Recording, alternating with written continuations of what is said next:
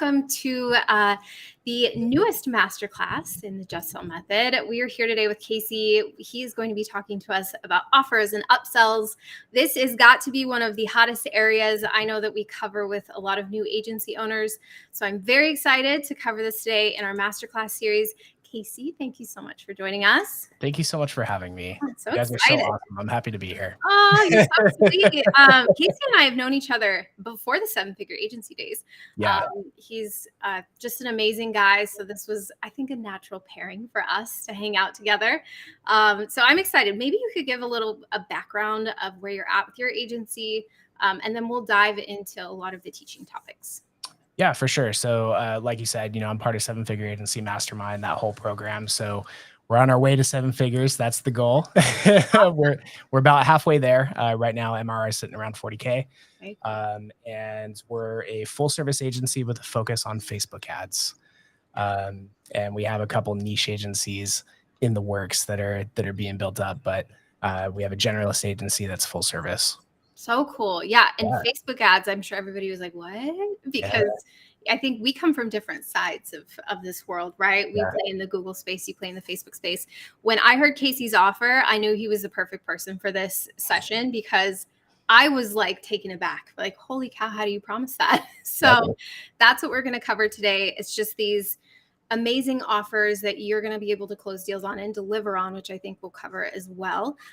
So Casey, let's get started talking about how people are going to formulate research, like really start wrapping their minds around this. When we start thinking about like a new agency owner, this is where I often find they get stuck in the process because they want to be able to pitch something that is irresistible. But at the same time, I think they're very nervous. Can they deliver on this? Yeah. So let's start there. Yeah, I think it's, it's important to know the product that you're selling, right? You have to be able to you have to know what you're doing to really give like a super irresistible guarantee, right? That's the big thing.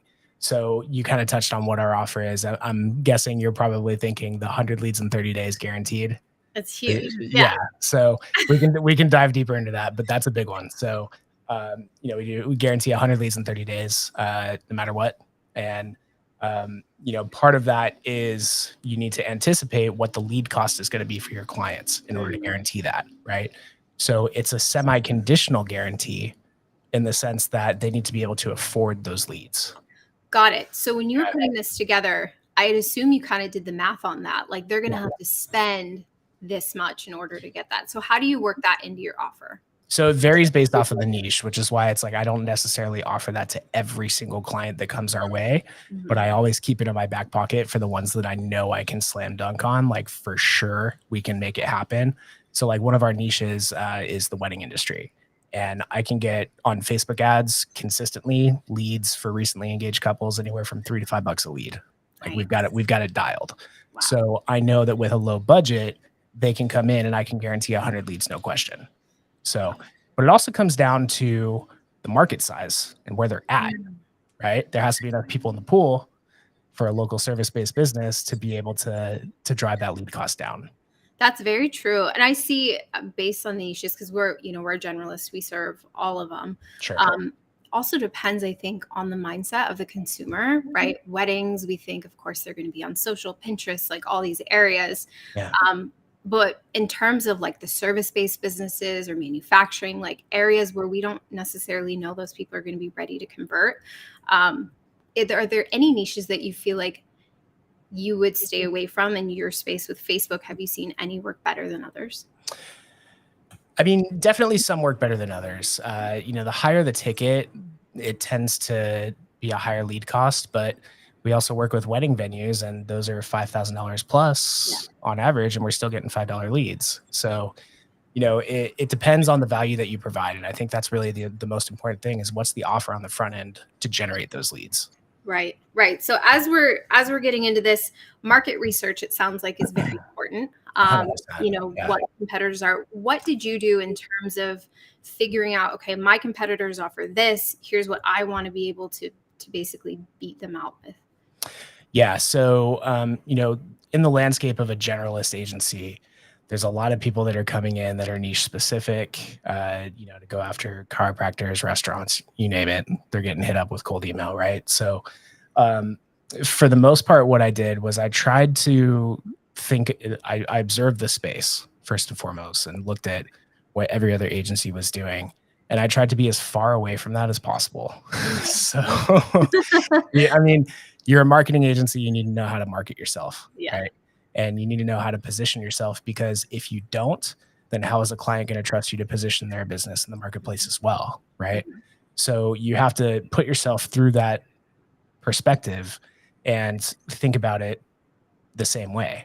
So I would look at, I mean, I got cold emails all the time for agencies. My agency started as a hospitality group marketing team. We started out as like an in-house team, and then we just shifted into an agency a couple years ago. But while I was in that hospitality group as the head of that department, we got a ton of emails coming in, and I was able to see firsthand what everybody was trying to pitch. And it was horrible. Like, it's so bad what people put out there. So, you know, that was a really good way to kind of see what the landscape even looked like. And then I just tried to distance myself as far from that as possible. So everybody's basically like, hey, give me a lot of money and you'll maybe get results. Right. That's generally speaking the offer that's out there. And then good old Hormozy came around with a little book that some people might know. I've got it here because who am I to talk about offers if you don't plug this book, right? So if you haven't, read it for sure. You know, I can give as much insight as possible, but he goes so deep and does it so well that you have to read that book if you're serious about offers. Got it. What are your biggest takeaways from that book? Like high level, three top tips. Number one is have a really strong guarantee and put your skin in the game, because if you don't, why would anyone else? Yeah. Okay. But you have to have that confidence in your offer to know, like, I can execute on this and I'm willing to put my money where my mouth is in order to make that happen for you. Right. The second one is there was a strong exercise in there where once you identify your audience, you have to list out all of their problems and then turn those problems into solutions that you provide. That was a big one. And then aside from that, the other takeaway wasn't actually in that book. He did a gym launch secrets book or something before this that's like super little, like lesser known for sure. But check it out on Amazon. There's a lot of like pricing psychology in that book that's really good. So I'd highly recommend that. That's cool. That's super cool. So now that you've done your research and you kind of see what everybody else is offering, that leads us into how are you going to execute on this offer that you've now developed. So in your own research and your own strategy, how did you guys come up with this? How are you able to actually, like the first client you ever threw this out to, how comfortable were you that you were going to deliver on that? So uncomfortable. I'm wondering. It's so uncomfortable. Yeah. Right? Okay. So, I mean, you do all this work, you try and get your clients on a call, right? And you're like, oh my God, okay, hopefully this works, right? Like, hopefully I can close a deal. And, you know, our offer is basically, I'll just say it for full transparency. It's basically $12.95 a month with a 3-month minimum agreement. We guarantee 100 leads in the first 30 days or your money back. Okay. And that's for Facebook ads alone. And, you know, when we were kind of playing around with it, I started with like, all right, it's a $500 one-time setup and then only pay me if leads come in. We tried that for a little bit. Okay. That was good. We closed a ton from that. But the problem with it was we had too many low budget people that just weren't buying enough leads to make it worth it for us. Because when you launch Facebook ads, you got to optimize them. You got to manage them, right? So it's not just set it and forget it. But we had people that were really like, oh, 20 leads. I'm like, no, I need like 100 minimum, right? So that was kind of the issue. So we just tested a bunch of different ways and different little angles, and we got to where we are now with it. And it's pretty much if I get on a call and I'm pitching this, we usually have, I would say, probably like a 70 to 80% close ratio. That's awesome. Yeah. Wow. And the first time you told me, I was like, you should take my money. Maybe you should. No, that's good. I think that comfort level is so important because it is all psychological. And I think that we all have to understand that your offer will it'll change. Like over time, we've done the same thing where we throw something out, we just kind of see what it does and who it attracts. And then you refine it over time until you really dial it into what you want it to be. And you have to get over that hump. Like there's fear, I think, that a lot of people are experiencing and like afraid to push it out, but you have to do it, right? You have to take action on it. Otherwise you're not going to know whether or not it's worthy of something. It's the same way, like we test for our clients, we'll test, you know, most people set up anywhere from 1 to 5 different versions of a Facebook ad. We test like 200. So that's part of our system. We run a ton of different creative and we test everything, and it's ongoing testing at all times. And it's the same idea with the offer. Is you want to put as many versions out of it into the world and then use the data to make your decision and then scale it. Right. That totally makes sense. And we'll touch, I think, a little bit on how you're able to track and monitor performance. Sure. To be able to, know whether or not you guys are delivering on that. I want to talk about the language that you use in offers. Yeah. Because I'm the same way. I get tons of cold email, lots of people throwing numbers my way. And there's definitely an approach on how you should do it and how you shouldn't do it. I know we touched on this a little in the last masterclass where it was like building a relationship, but the language you use in an offer, assuming you haven't ever met this person, how do you suggest people go about formulating that? I think it depends on where you're stating the offer. I do think that a common mistake is most people try to sell via cold email right away. Like they're putting the offer in their initial outreach. Definitely not the way to do it. I don't tell anybody my offer until I'm face-to-face with them on a call. Okay. It's not listed anywhere. I want the opportunity to navigate objections, any obstacles that come up on that sales conversation. I want to be able to talk them through that. But most importantly, I want to make sure that it's a good fit for me and my agency. Yeah. Right. And I don't want other people making that decision on my behalf. I want to be able to make that decision myself. So if I get on a call with somebody and I realize they're not a good fit for us, or they just don't have a budget that's going to make sense and actually going to help them, then I'll lead them in another direction and go from there. But I prefer to have control over what the offer is. So it's kind of dynamic on the call. So I know if I need to pull that 100 leads in 30 days guarantee, or if I should go with like a 90-day satisfaction guarantee instead, so that I can be dynamic with who I'm talking to and kind of tailor that conversation based off of their needs and their goals and what's going to resonate with them the most. Do they want a quick win, or do they want long-term stability? And that's going to kind of navigate what path I take to make them feel comfortable. Yeah. Do you usually, I know you've got 2 that you have. Do you usually, are there times where you don't provide either one of those? Like if you don't think that they're going to be a good fit? Yeah, for sure. Big ones are like if you have to run an ad in a special ad category. So like if it's like a mortgage lender or some sort of financial like loan thing, that's a big one. Those leads cost a fortune, and being able to really dial that in and guarantee leads, I just don't do it. Got it. If I tend to pretty much always, I'd be willing to do like a 90-day satisfaction guarantee. And that one's super simple. If you're not happy 90 days in, let me know. We'll make it right.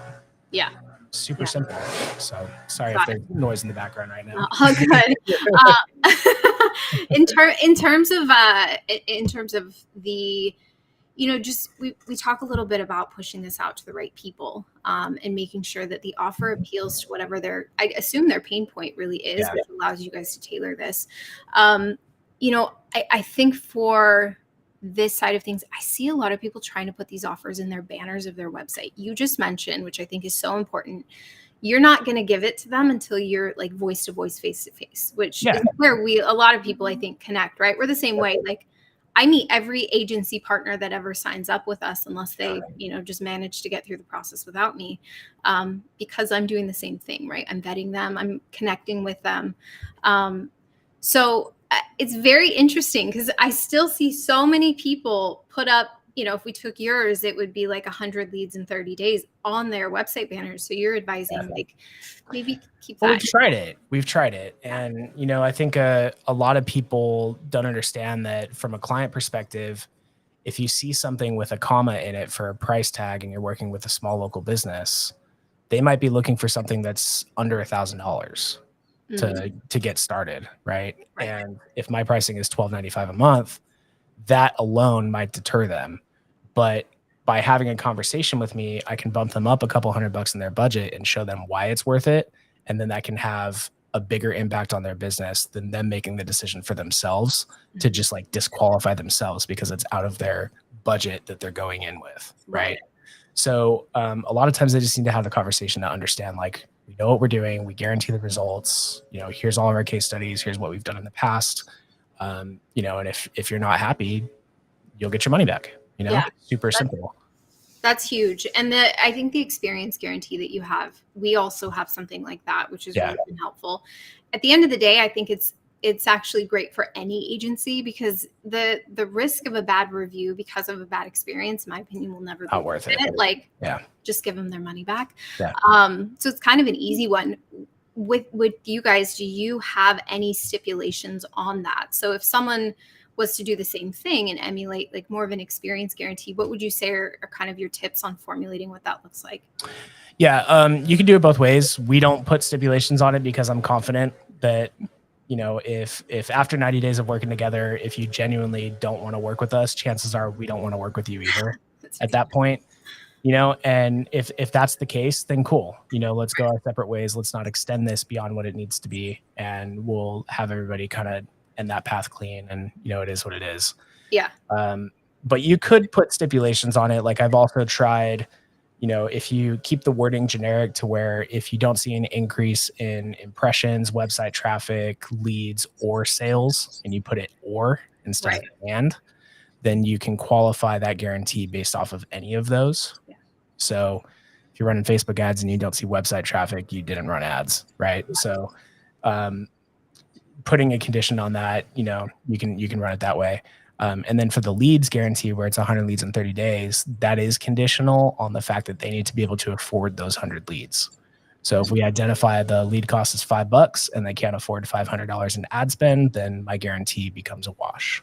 Yeah. And that's so important that, to communicate that with them. Yeah. But that's huge. So let's talk about one other type of offer, which is going to be the foot in the door for some people, especially as they're getting started. There's kind of like there's a comfort level on having an offer that you throw your name on. There's also a comfort level in the price points people are pitching. And I find that newer agency owners aren't quite comfortable yet throwing down, the $2,500 offer out there. Sure. So maybe talk people through how to create that foot in the door offer. I think it's going to come down to your audience that you're trying to hit and the niche that you want to operate in. If you're kind of in the generalist space, then, that's also going to come with its own kind of challenges. But generally speaking, you want to try and come up with something that's a couple $100. And the thought process with that is, you want to get them in with a hook and show them what you can do and produce quick wins for the client. And then on the back end, you have an upsell that's more in that $1,000, $2,500. We have options $5,000 and $10,000 a month that you can hit if you want to for the full service side. So the upsell potential on the back end is really unlimited in what you can do. But that front end offer, we've tested quite a few of those, and there's a lot that you could do there. Yeah, for sure. We did the same thing. We have a couple of smaller price points with certain products, like our websites, and we've done SEO audits and things like that. And we found that the websites stick because it's something they keep, and it's something that you obviously delivered a great experience on, and it's producing something tangible, right? They need to have it. So that ended up being, I think for us, it's stronger than any type of foot in the door where it's like that guarantee of leads or that guarantee of performance, especially in digital marketing, where it's like just the emotional roller coasters of dealing with Facebook and Google and all those fun platforms. So yeah, how did you guys kind of tailor that? You leverage a website product yourself. And so how do you actually pitch that to people? If they come to you and you feel them out and you're like, okay, I can maybe use the offer. Let's say they don't have enough money. Is that when you come in with the foot in the door, or where do you kind of put that in your own process? Yeah. So we use it as a downsell and just like the initial offer that we go for. In my world, working with more of the full service stuff, my $12.95 ads offer kind of is my foot in the door offer. That's these days. I didn't always start there, right? But yeah, and if that's not a good fit, then we look at their website and we say, hey, well, if you still want to make a big impact, in 30 to 45 days, which is your guys' timeline at 51 blocks, we can get a website done for you and completely refresh the brand, make it look great, and that can kind of act as the foundation for everything else that you do with marketing once you're ready, right? Yeah. And Facebook ads usually go to a lead form or the website. SEO obviously happens on the website. There's a lot of stuff that website can act as the foundation for. So if you downsell to that, if your first price doesn't have a comment in it, then we sell authority websites. We resell that for $500 a month, and that's like huge, solid price point. I was gonna say for an agency, that's like easy money too. So it's easy, amazing. Yeah. Very cool. That's very cool. Well, talk to us about some of the common barriers that people are going to face when they're pitching their offers. So now we've developed it. Someone was like, all right, I'm going to throw it out there. Now, what are some of the common barriers that you encounter or that you have encountered, and how to get around those when you're in those calls? I think just as an agency owner, I mean, I am super guilty of this. My ops director will probably be laughing right now. I think he's listening on this, but even down to like last night, I still will text him with just random ideas for an offer. And I'm like, what do you think? Like, should we do this? Should we, pivot to this or that or whatever? And you always go into analysis paralysis with it. Mm-hmm. And I think that is by far the biggest obstacle to overcome as an agency owner, is getting stuck. Okay. So once you get a little bit of traction with something, just go all in on it and scale that as much as you possibly can. And if you have a partner or an ops director or somebody on your team that can kind of keep you in line when you go into shiny object syndrome, highly recommend that. It's very real. I sit in a weird seat now as a CEO because that was me. Like, I was always doing that to Michael. You got to do that for yourself now, right? Yeah. So, having that accountability, because he straight up put me in line yesterday. I loved it. I was like, yes, you did such a good job, dude. Like I'm like, yes, that's exactly what I needed. So, having that person in place is super important. And it can be like your significant other or something. If you don't have somebody on your team, if you're a small team, a friend or a significant other, to be like, no, just focus. Like, you have something here. This is something that's helping people. And I think that's really kind of the gauge, is like, is what you do, is it actually having an impact for your clients? Mm-hmm. And if it is, then do everything you can to focus all of your attention there, get the most impact for the most people, and then go test other stuff. Right. That totally makes sense. There's almost an ascension model too, I think, with your offers. For sure. And we can definitely touch on that. I want to talk about tracking and monitoring now. So we've got our offer out, someone closed, and now it's time to execute. Yeah. What do you guys do in order to keep tabs on performance? Does your offer also ever not apply? So maybe you got someone in, you got their 100 leads in 30 days, and now it's like the rest is history. You just kind of roll from there on out. How does that work at your agency? It depends on what they end up doing, but we generally speaking have like two tiers that we aim for. A majority of our clients will fall into one of two buckets. They're either at the $12.95 ads offer, or they're at $5K a month in full service. And that's usually where we land on stuff. We have the occasional downsell, we have the occasional upsell beyond that. But for the most part, it's a very systematized offer. Like, even worse, full service, that doesn't mean you get unlimited marketing, right? It's a very systematized structure. Like, they get four emails a month, 12 AI generated blog posts, things like that we pull in, 12 Google listing posts a month, defined social media postings, all that stuff. It's very clearly structured and defined all the way through it. And then we have like a Google Ads upsell that isn't a part of the full service. It's an extra $500 a month if you want it, kind of deal. Cool. But for the most part, I guess to answer your question, it's going to come down to what path they take. The $12.95 offer being our core thing, it's pretty easy to track, because that's like the one offer that no matter what, everybody is on. Even if they're full service, they still get that $12.95 offer as the foundation. And then everything else we build on top of that. That's cool. Do you guys keep your whole team kind of in the loop of what offer, what bucket they belong to, so that way they're kind of aware as well? Yeah, it's all tagged in our ClickUp system. So that's cool. We use ClickUp to manage everything. And if they're at the core offer, they get tagged as that. And if they're full service, they get tagged as full service.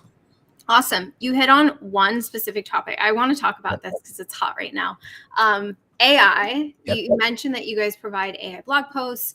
In terms of the offer, I'm seeing more AI like in the offers themselves. Like somehow this becomes now like more of a competitive advantage. I'd love to know your thoughts on this, because even I sat there and I thought, oh, are we supposed to say that we now have this AI, like website building, I think is actually going to be the next thing. For sure. It's over by AI, right? So my team right now is sitting there like understanding, okay, how do we incorporate this to speed up delivery time so that we can actually kind of leverage some of this. But I just love to know your thoughts, because it's becoming more and more prevalent in offers. How do you guys work that in, or how are you guys thinking about that? So we position it as we use cutting edge technology and approaches and strategies that's, evergreen in that sense. So AI to me is a shiny object, and I try to be careful with shiny objects. But it doesn't mean that it's not going to be around for the long term. I do think that AI is definitely, it's a new part of marketing that is going to be around for a very, very long time, and it's going to have a huge impact. So there's no doubting that, in my opinion. But in terms of like making it front and center, that's not, like, we don't want to be an AI automation agency. I do not want to ever position ourselves as that.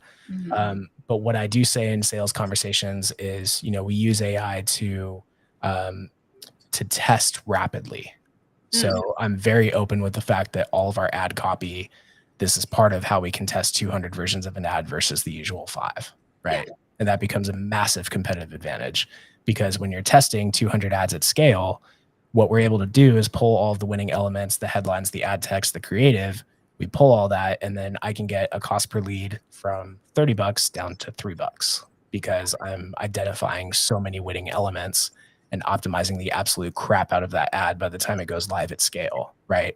And once we have that data, I even use AI to analyze that data and give me the best results possible before we even go in to building.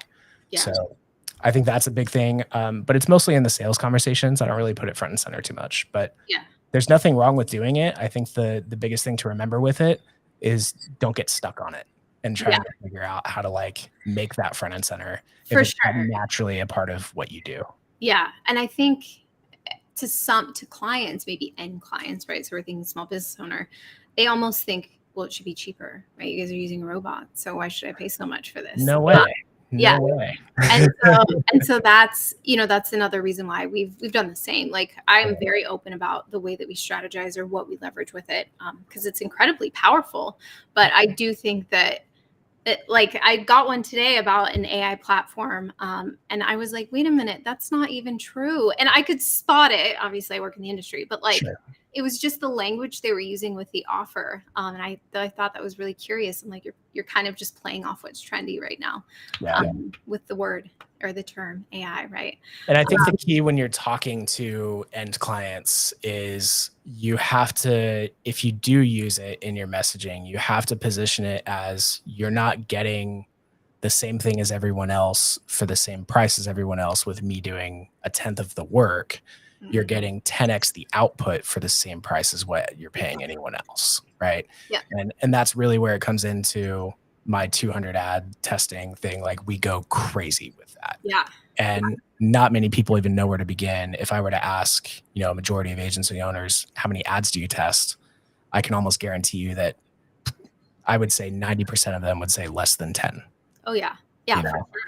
And if you go apples to oranges in comparison, if one client is having multiple agency conversations, we come into that conversation and say we test 200, 300 at a time. That's a big deal, right? And that's a huge competitive advantage for us that we wouldn't have without AI. Right. That's for sure. Oh, wow. That's cool.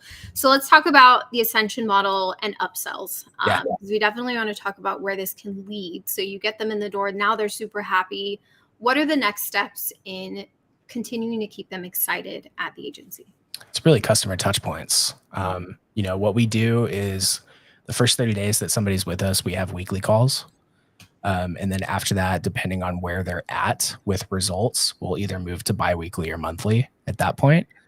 But it really comes down to customer touch points and the cadence that you kick off a conversation or a customer relationship with. I think that's really important. We've had clients, like one of my more recent clients that started with us a couple months ago, when we were like, yeah, so I think we're in a really good place. Let's go ahead and move to monthly calls. Like, no, we're going to miss you guys. Like, that's the, oh, that's so good though. That's the relationship that you want, Yeah. though, right? And, I don't know if that client's ever going to turn into full service, but we're doing everything we can to help them get to that point. And I think that's the key, right? You need to have that cadence in the relationship with people, but ultimately it comes down to, do you genuinely care enough to want to help them get to the point where they can pay you more money? Right. And you have to genuinely care. Like if we're talking going from $1,000 a month to $5,000 a month, and that's before ad spend, right? For a lot of small businesses, that's a big chunk of change, But if we're doing everything in our power to go above and beyond at every touch point that we have with that client, we make them feel heard, we address their concerns, we make sure that their needs are being met, and most importantly, they're getting ROI, right? That's the number one metric. If they're not getting ROI, they will never spend more money with you. Yeah, for sure. So we do everything we can to get quick wins in those first 30 days. Usually with our Facebook ads offer, we can do that. That's basically buying the rapid results with Facebook ads. And then that just kind of lays the foundation after the first 30 days for us to upsell on the back end later.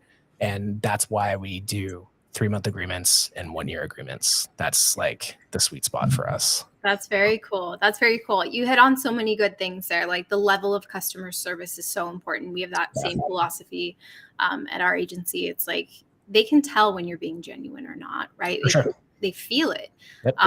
And sometimes I felt like the relationship, because it can be so strong, is what's going to get you through periods when there might not be the best performance, right? Yeah. We're also the same way in terms of an ROI focus. I actually just had this talk with a partner. He's charging his home service client, they do like design builds, $1,000 a month for SEO. And he's never formulated the ROI from it. And I'm like, easy, right? I mean, how many leads do they need to close to be able to show this? Like, it's an easy win here. Yeah. And it's stuff like that I think you lose sight of when you're micro focused on other things. And so those are all really good things to keep tabs on for sure with your team. And that's, because that's what we do around here, which I think has really helped build a lot of good relationships for us, for sure. 100%. And yeah, and I think likewise, use data to drive the conversation around upsells.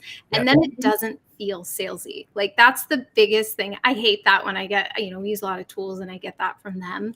And it doesn't feel like they even looked into our account, or it doesn't feel like they actually paid attention to what we need. They just like throw something at us. Yeah. So the data really does help, because now you're saying like, hey, here's how I think we can help you even more. Yeah. And here's why. So that's such a solid point in terms of the upsell. Well, I know we've covered a lot of ground here. Is there anything else that you want to give people in terms of your tips for this? Yeah, I think with the upsell stuff, like if you have a core offer, let's say, it's between $1,000 and $2,500 a month or something. If you're interested in going with a full service, like upsell path, if that's the direction that you want to head in, I think really kind of being the champion for your client and cheering them on to help them get to that full service level is kind of a goal that you can share with the client, right? Mm-hmm. So you use that lower ticket offer to be like, well, when you're at full service and when you guys are ready to move to full service, this is why that's going to be a benefit to you, right? And you kind of frame it as a goal that both of you guys are reaching together. It doesn't even feel like a sale at that point. And it's honestly not. It's really like, hey, we want to help you get to the point where you can afford this easily.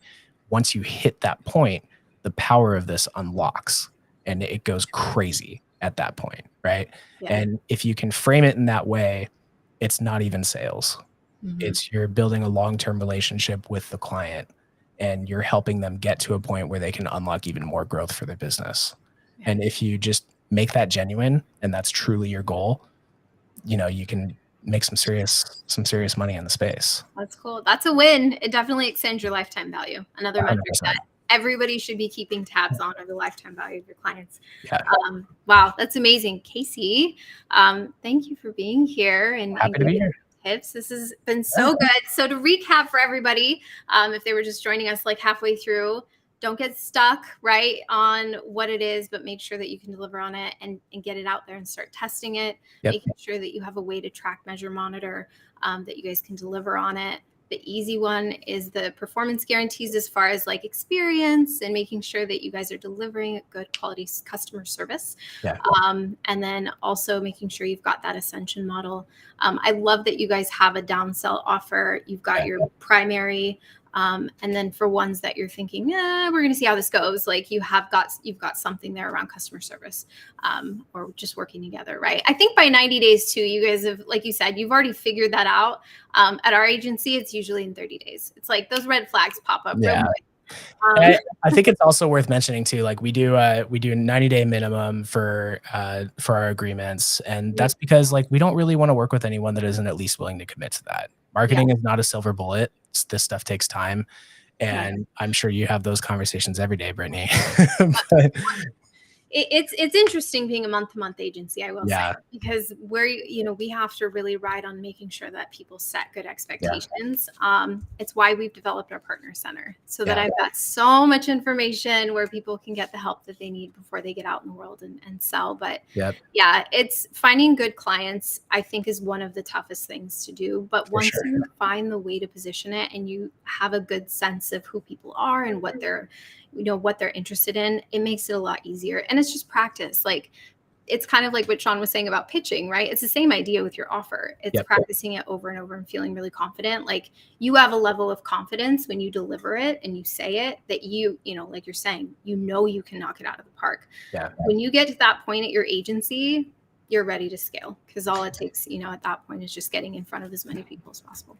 And if you're not comfortable with it, you can turn it into, it's a 90-day program. It's not a monthly service. It's a 90-day program. And we test for the first 30 days and we scale for 30 to 60 days. And then we really throw the gas on at 60 to 90 days. And if you frame it as a program instead of a monthly service, that's a way to work around it. But most of the time when people hit the 90 days with us, then we're able to drop that 1-year commitment with a higher ticket offer on the back end. And it seems less like there's less friction because people already know we've already produced quick wins. They know what we're capable of doing. They want to work with us for the long term. So an ask for a 1-year agreement isn't that difficult. And, we also have some leeway on that. So if they're like super against a 1 year, then we can, drop the price a little bit or, drop the 1-year term to a 6-month term if we absolutely have to in certain cases. There's ways to navigate that. But the biggest thing is you want to have that leverage. Yeah. One last thing, because you and I could probably talk a really long time about this. I was curious to know with your case studies, because I'd imagine that they kind of showcase what the offer is or how you guys have delivered on it. How powerful have those case studies been for you guys? Do you find that there's actually more power in the conversation, or is it showing those case studies to people? I think it depends on the person that you're talking to.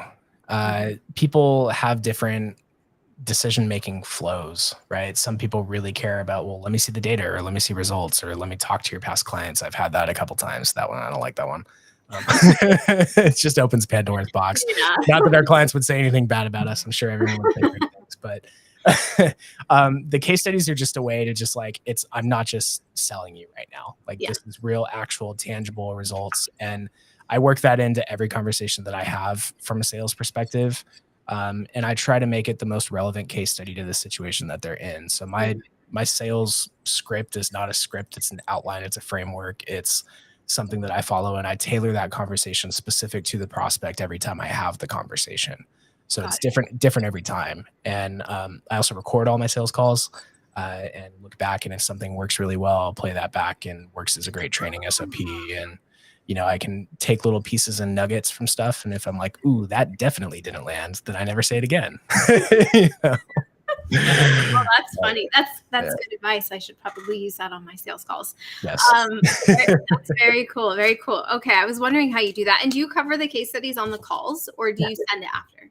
You do it? I try to avoid sending stuff. I try to do, as close to a 1-call close as I can on things, but without being pushy. If somebody genuinely needs to take time, but if they're like, oh, I need to think about it. Well, I'm here right now. What's thinking about it going to do to change anything?